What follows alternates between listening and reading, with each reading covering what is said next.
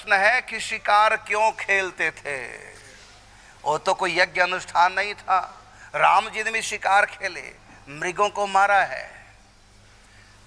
कितने उदाहरण हैं, हर क्षत्रिय शिकार खेलता था।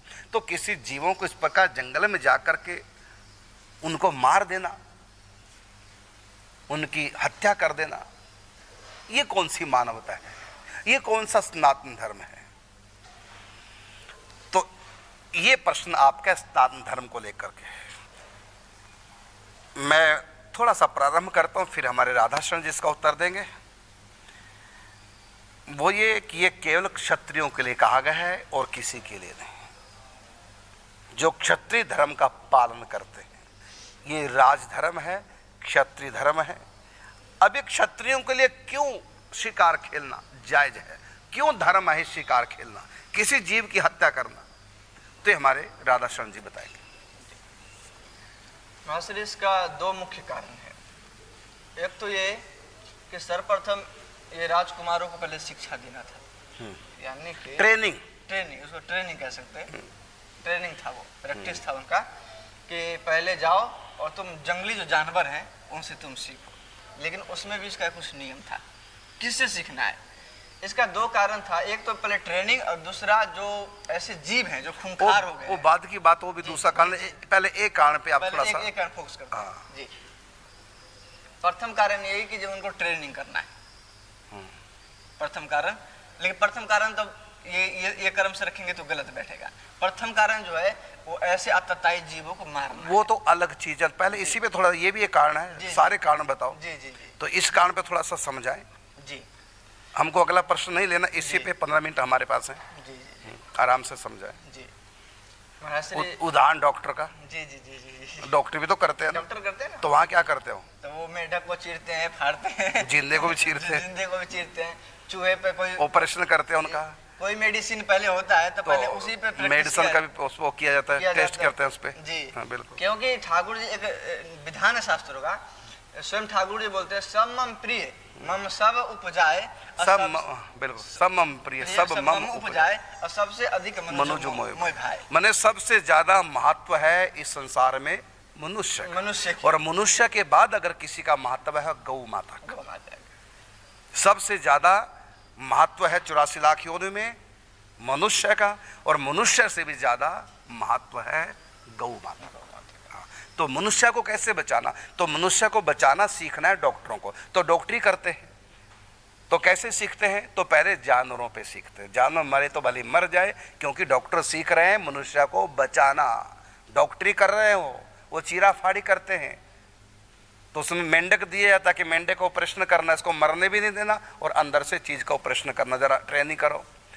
यदि मेंढक मर गया तो फेल है, दोबारा फिर सिखाएंगे, और यदि नहीं मरा तो पास हो गए। तो इसी प्रकार मेंढकों को, किसी भी जीव को मारना सनातन धर्म के अनुसार पाप है, लेकिन डॉक्टरी कोई सीख रहा हो उसके लिए कोई पाप नहीं।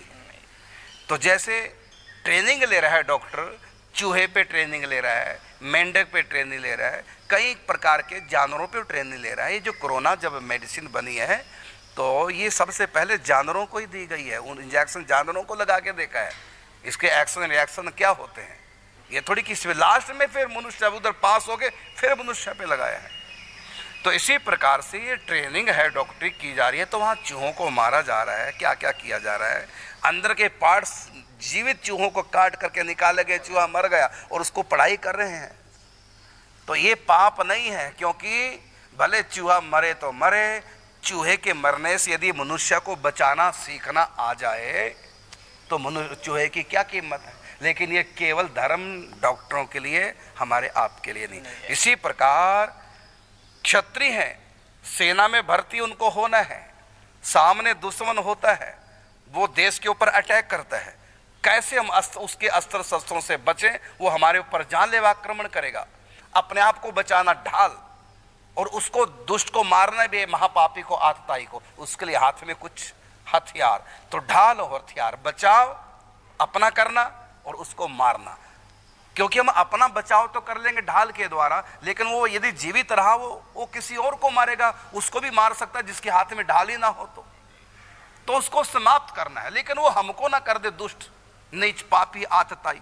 आतंकवादी, इसलिए ढाल होती है। तो ये ट्रेनिंग क्षत्रियों के लिए कहा गया शिकार खेलना। अब थोड़ा सा आगे करेंगे व्याख्या।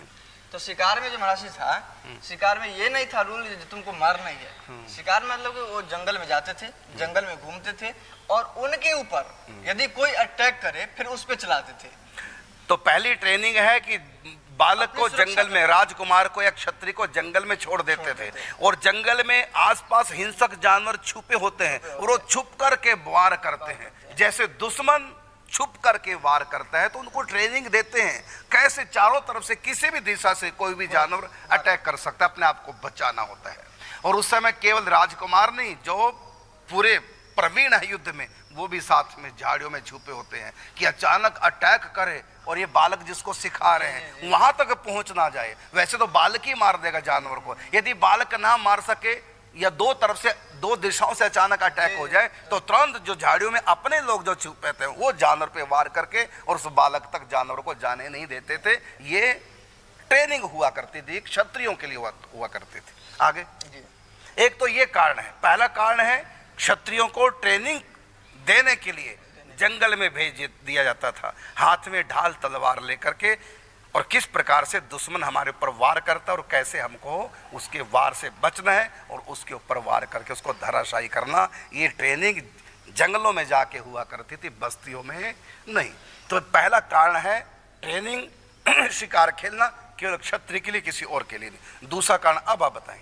इसमें एक बात और थोड़ा सा, उसको और यदि प्रवीण बनाना है जिसको, तो ये कह दिया जाता था जब तुम पे कोई भी अटैक करे उसको मारना नहीं है, उसको जिंदा यहाँ लाना है। हाँ, ये भी था शिकार का, ये भी था एक शिकार। ये भी है कि उसको जीवित मारना नहीं, जीवित लाना है। यहाँ पर हमारे राजा को दिखाना है जीवित लाकर। तो इस ढंग से वार करना, टांग पे वार कर दो। अच्छा, जब टांग पे वार हो जाएगी वो धराशायी तो हो जाएगा लेकिन मरेगा नहीं, है ना। फिर क्या करते थे, उसको पिंजरे में रखते थे और क्योंकि वो शिकार करने लायक नहीं रहा, वो खाएगा कैसे, जंगल में भूखा मरेगा। तो उस शेर को कोई भी हो तो उसको स्वयं भोजन दिया जाता, उसकी व्यवस्था राजा लोग करते थे। और कई बार ऐसे भी होता था कि जिनको मृत्यु दंड दिया जाता था, जिन पापियों को, ऐसे वैसे बहुत कम होते थे पुराने जमाने में, तो जिनको मृत्यु दंड दिया था उनको भी पिंजरे में डाल देते, जो शेर खाएगा उनका शिकार करेगा। तो ये दंड, मृत्यु दंड उनके माध्यम से। तो और अगला कारण, ये तो पहला कारण हो गया ट्रेनिंग। दूसरा कारण जो था हमारा श्री, वो ये था कि जो जंगल के जो खूंखार जीव थे वो कभी कभी जंगल से बाहर निकल के बस्तियों में आ जाते थे, आदमखोर हो जाते थे। तो उनको भूख नहीं लगती तब भी वो शिकार करके मार के फेंक देते थे। वो आदमखोर हो जाते, उनको मारने की आदत पड़ जाती थी। तो ऐसे जो आदमखोर या बिना कान से अटैक करने वाले या बिना भूख के किसी को भी मार दे, जो भी सामने आगे मार के छोड़ के पटक के जानवर आगे निकल जाए, तो कई जानवरों का ऐसा स्वभाव हुआ करता था। तो ऐसे जानवरों को तो मारना है, वो शिकार खेलने के लिए नहीं और ट्रेनिंग के लिए नहीं है, बल्कि राजा का कर्तव्य है कि जो हिंसक हो जाए, चाहे वो मनुष्य है चाहे वो जानवर है, उसको मृत्यु दंड दे। ये राजधर्म है, ये क्षत्रियों का धर्म है। तो उन क्षत्रियों को जो पूरे ट्रेनिंग जिनकी पूरी हो जाती थी, फिर उनको कहा जाता था अब भी शिकार खेलने जाओ, क्योंकि राजा परीक्षित राजकुमार नहीं थे, पूरे राजा थे, उनकी ट्रेनिंग हो चुकी थी। तो ट्रेनिंग के बाद भी वो शिकार क्यों खेल रहे? अब दूसरा प्रश्न है कि ट्रेनिंग जब हो गई, अब वो राजा बन गए, अब क्यों राजा परीक्षित शिकार खेलने जा रहे हैं? अब तो उनका बच्चा भी जवान हो गया है, अब तो स्वयं बालक नहीं रहे जो ट्रेनिंग करने जा रहे हैं, उनकी ट्रेनिंग तो हो चुकी है, अब क्यों जा रहे हैं शिकार खेलने? भागवत में आता है कि राजा परीक्षित शिकार खेलने गए, अब वो किस लिए गए, अब उसका उत्तर सुने। उसका जो कारण था मुख्य, उसका भी यही कारण था कि आदमखोर जानवरों से रक्षा करना, प्रजा की रक्षा करना।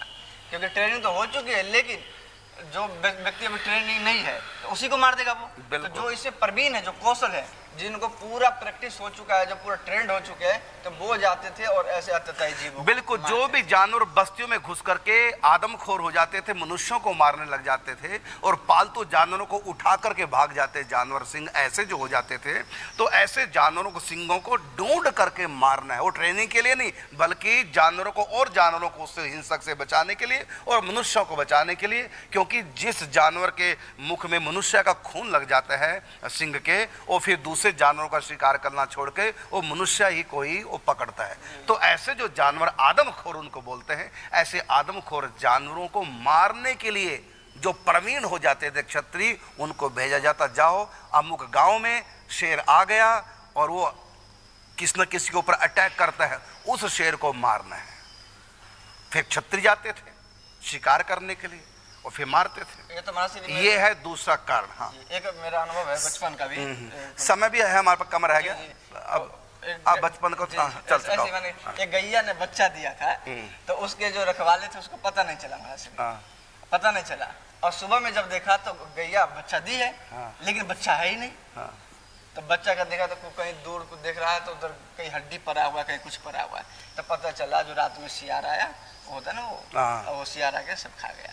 तो ऐसे लोगों से रक्षा करने के लिए राजा लोग वो करते थे। ये तो हो गया दूसरा कारण शिकार का। अब तीसरा कारण सुनिए, नहीं पता, चलो। तीसरा कारण है जो सिंह वृद्ध हो जाते थे, जो भी जानवर अति वृद्ध हो जाते थे, स्वयं अपना शिकार नहीं कर सकते थे और भी सिंह उनको छोड़ के दूर निकल जाते और वो बेचारा भूखा रहता है। तो भूखा जानवर मरे तो बुढ़ापे में उनका भी शिकार करना राजा का कर्तव्य है। अगला उदाहरण वो ये, कई बार जैसे अब की बार कोरोना एक को हो गया तो दूसरे को भी, ऐसे संक्रमण, ऐसी बीमारी किसी जानवर को लग जाए तो जो दूसरों को भी संक्रमित कर दे, तो ऐसे जानवरों को ढूंढना है किसको ये बीमारी लगी है, उसका वध करना है, क्योंकि वो जानवर दूसरों को भी बीमार कर देगा, पूरे जंगल को साफ कर। हाँ बिल्कुल, जैसे कोरोना की बीमारी है। तो ऐसे जानवरों का भी वध करना जो दूसरे के लिए बीमारी का कारण बन जाए, संक्रमण हो जाए या अति वृद्ध हो जाए, भूखे तड़फ रहे हैं, तो उनका वध करना ये भी राजा का कर्तव्य हुआ करता था। और ऐसों की जो छाल होती है ना, वही पवित्र मानी गई है।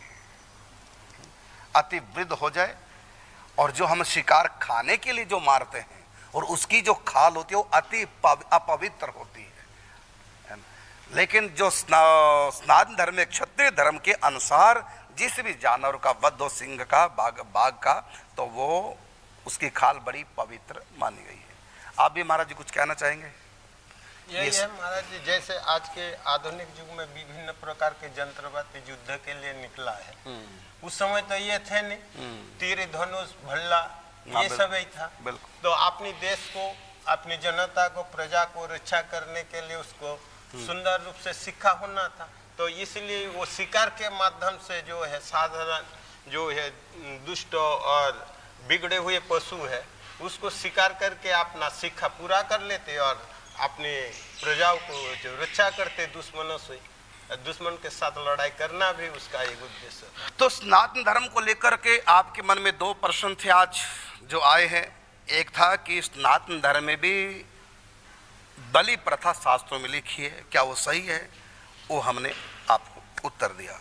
दूसरा कि सनातन धर्म में भी जानवरों का वध करते हैं, शिकार खेला जाता है, कि जानवरों को मारना क्या ये ठीक है? तो ये भी आपको उत्तर दिया।